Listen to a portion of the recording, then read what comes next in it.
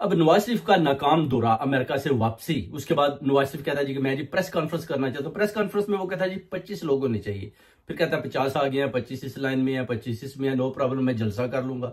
उसके बाद नवाज शरीफ भी डरा हुआ है। नवाज शरीफ कहता है जी वो जी हमें इनको जो कहते थे कि 100 करोड़ नौकरियां देंगे, 50 लाख घर बनाएंगे, इन्होंने लोगों को यरगमाल बनाया हुआ है, हमने इनको हर सूरत में इनका मुकाबला करना है, इनको खत्म करता है। वो कहता है पाकिस्तानियों अगर आपने इनको यानी हक और सच पर जो खान साहब खड़े हैं और उनके साथ जो ओवरसीज कम्युनिटी खड़ी है, वो कहता है इनको खत्म ना किया तो फिर याद रखो एक दिन आएगा कि हम भी, मैं भी अंदर होंगे और आप भी सब अंदर हो जाएंगे।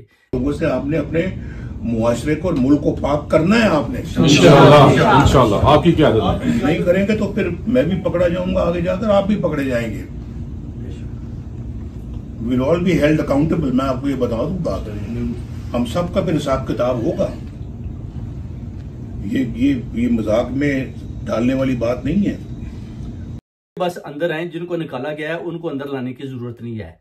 चंद लोग जो है ना वो बस अंदर आए, ज्यादा ना आए, ज्यादा सवालात नहीं होने चाहिए, क्योंकि जब आप ज्यादा सवालात करते हैं तो मुझे तकलीफ होती है। इस तरह वो उसका जो अमेरिका का नाकाम दौरा, उसको भी पता है, एशियन कम्युनिटी अमेरिका वालों को भी पता है, इंग्लैंड वालों को भी पता है कि उसकी सुनवाई नहीं हुई और वो बड़ी बुरी तरह से मुतासर होकर वापस आया। अभी वो बड़ा डरा हुआ है, इस कदर वो दहशत से डरा हुआ था। प्रेस कॉन्फ्रेंस में आप उसकी बॉडी लैंग्वेज देख सकते हैं कि वो अजीब किस्म के जवाब दे रहा था, मगर उसमें काफी चीजें छुपी लुकी थी। यानी अभी जो नवाज शरीफ की प्लानिंग है वो यही है कि जो ओवरसीज कम्युनिटी है उनके जो पीछे रिलेटिव्स हैं उनको तंग किया जाए, जो मेरे घरों के सामने आते हैं उनकी पिक्चर्स बनाकर उनको दिया जाए और वो पीछे जाएं, जैसे कि सारा मीर के घर में पहुंचे, इसी तरह इंतजार हुसैन पंजोथा, फिर अलीमा बाजी, इस तरह लोगों को उठा उठाकर उनके ऊपर तशद्दुद किया जा रहा है।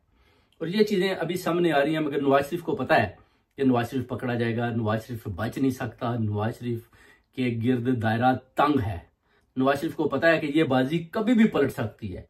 अब नवाज शरीफ सिर्फ और सिर्फ दुश्मन बना हुआ है इमरान खान की जान का। वो कहता है कि जब तक खान है उतनी देर तक जो हमारा दम है ना वो नहीं चल पाएगा, और किसी तरीके से भी अगर इसको खत्म कर दिया जाए तो फिर हम जो है ना जो देखें जी हम तरक्की के रास्ते पर चल रहे हैं। मरियम नवाज की भी देख लें, जो मैंने बताया था कि ये खुद ही उसकी प्राइस मुकर्रर करेंगे 10 अरब 85 अरब का बता के 10 अरब, फिर भी बोलेंगे जी कि मरियम नवाज कह रही है कि हम खुद ही खरीद लेते हैं।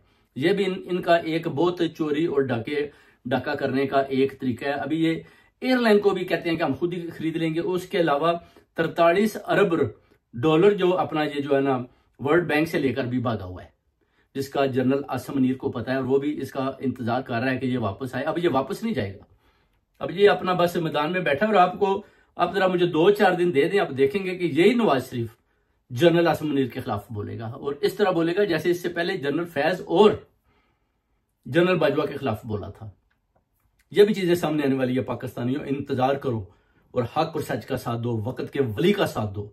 वली वो होता है जो हक और सच पर खड़ा होता है, कोई पैगंबर नहीं होता। हक और सच पर खड़े होने वाले सब वली हैं, वलियों का साथ दो ताकि खान साहब की जीत हो, और खान साहब को हर सूरत में बाहर निकालना है। इनके मकरू चेहरे हैं वो लोगों के सामने लाना है, जिन्होंने उनको 1.5 साल से अंदर बंद किया और अंदर गाल और साड़ रहे हैं, और कोई उनकी सुनवाई नहीं है। ना कोई जज सामने आ रहा है, ना कोई चीफ जस्टिस किसी किस्म का एक्शन ले रहा है। एक चीफ जस्टिस इधर घूम रहा है, आए दिन गालियां खा रहा है लोगों से, सड़कों पर गालियां खा रहा है, मिडल टावर के अंदर बेंचर बन के गालियां खा रहा है, सड़कों पर जाता है, ट्यूब स्टेशन से बाहर आता है, गाड़ियों वाले उसको गालियां देते हैं। ये इज्जत है आपके चीफ जस्टिस पाकिस्तान काजी फायज ईसा की।